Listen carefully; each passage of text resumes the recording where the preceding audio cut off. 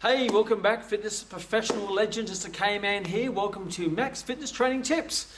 And the tip for this day is big. Yes, big exercises give you big results. So if you want big results, do big exercises. It's common sense.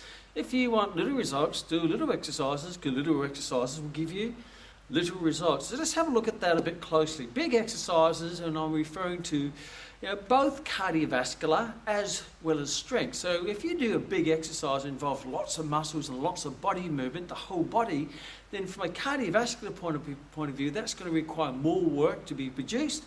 That means more energy needs to be broken down, therefore we need more oxygen, and more oxygen gets your cardiovascular requirement up, and that's going to get you fitter. So the more muscle involvement, the more oxygen those muscles require. That means more stress in the cardiovascular system. That will improve your fitness, as well as the more muscle, the more body being involved. That means there's more muscle, more energy expenditure. So if you want to get fitter and want to burn off more fat, then do big cardiovascular exercises. You're better off running up hills than doing calf races, for example. That's not going to burn a lot of energy because it's only using a small percent of the overall body when it comes to performing the work. If you look at strength training, we're looking at big compound-based exercises versus smaller isolated exercises. So compound exercise is an exercise that requires multiple joints in a coordinated manner to perform an exercise, such as squats, where I need the ankle, the hip, and the knee while stabilizing the torso. Bench presses, where you're using the shoulder and the elbow, as well as stabilization of the scapulothoracic joint. Chin-ups, dips, full body movements, versus isolated exercises such as leg extensions, where we're only using one joint, one group of muscles across that joint, bicep curls, front raises, side raises. So when you look at big exercises, they are multi-joint movements versus isolated exercises, which are more single joint exercises. So why are they better from a strength training point of view? It's common sense from a cardiovascular. From a strength point of view, if you've got big exercises, you've got more muscle involvement, more joints involved to express force through those multiple joints in a coordinated way.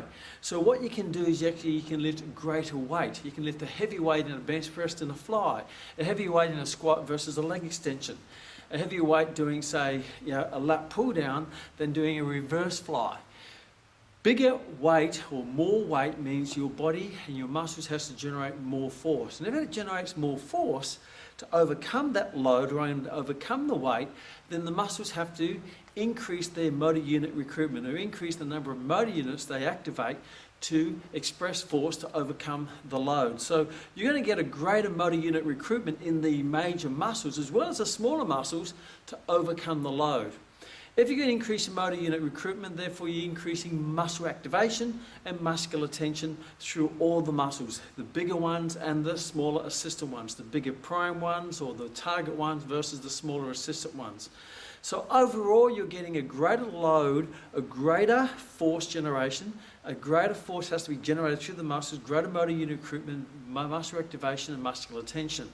And the great news, not only do you get greater muscle activation in the big muscles such as the chest and the quads and the lats, but because the body's all linked, it's a closed link kinetic movement when you're doing a full body movement such as a squat or a lunge or a deadlift, then a link or a chain is only as strong as its weakest link. So the smaller links will tend to break before the bigger links. It means the smaller links will be the limiting factor in expression of that exercise or the force that can be expressed through that exercise. For example, when I do a chin-up, my biceps would tend to fatigue before my lats.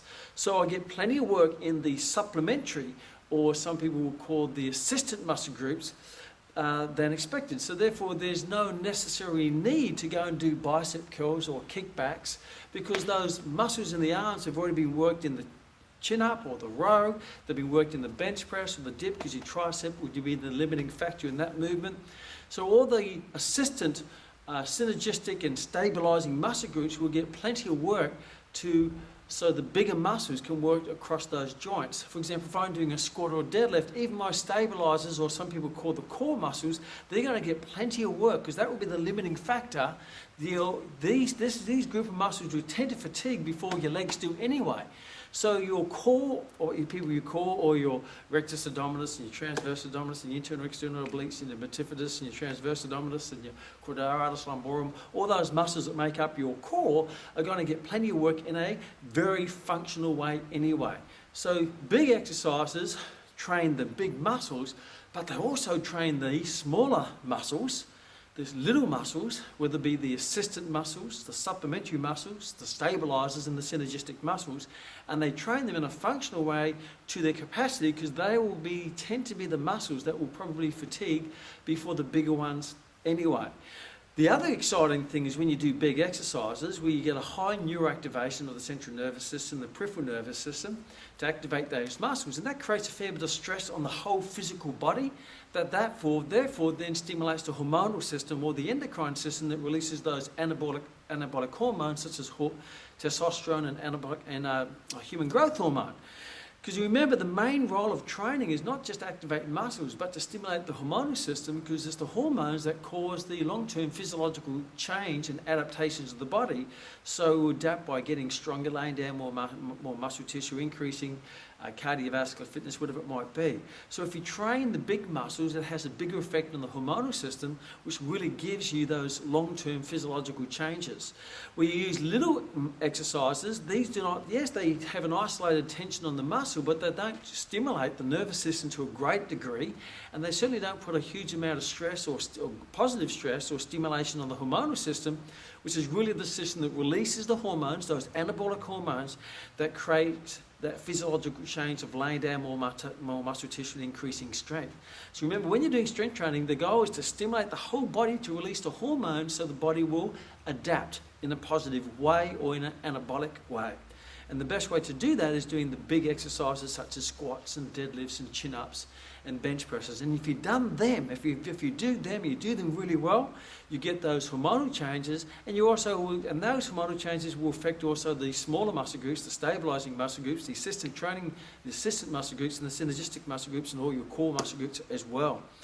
So from a progress point of view, big exercise is going to be the best way to go. From a safety point of view, because the big exercises activate your agonists and your antagonists and your synergistic and your stabilizing muscle groups in a coordinated way to execute the movement. Say when I do a squat, I activate the quadriceps or the quads or the four quads and the three hamstrings and the adductors and the abductors, and even then in the calf and the gastrocs to help stabilize the knee joint so I can perform the movement. All those muscles work in a coupling way to stabilize the joint, to keep the tibia and the femur nicely aligned with each other. Therefore, I get a stabilizing effect of the knee joint, and that's going to protect the joint, particularly from any form of shearing forces or unwanted forces that go through the joint.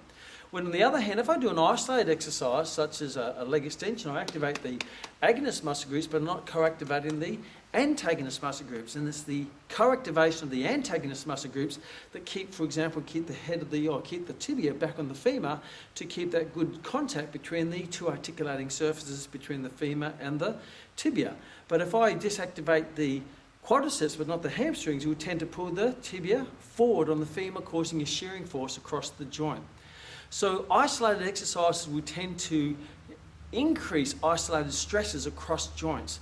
Any form of isolated exercise will tend to cause a shearing force across the joint, because most isolated exercises, as you probably already know, are third-class levers that tend to put a bit of stress on the joint. So isolated exercises will create isolated stresses, and in a dysfunctional manner, because you're training those muscles in a dysfunctional position. Say in a leg extension, you're sitting there with your ankle dorsiflex, your knee flex, your hip flex, flat back, kyphotic, poke neck, rounded shoulder position, doing a leg extension. So you're really not getting the co-activation of all the other muscles to put the body into its proper position, and also activate all these muscles around the joint to keep it nice and stable, where you tend to get more of an isolated stress. So from a safety point of view, isolated exercises are not the best way to go when you look at the application of anatomy.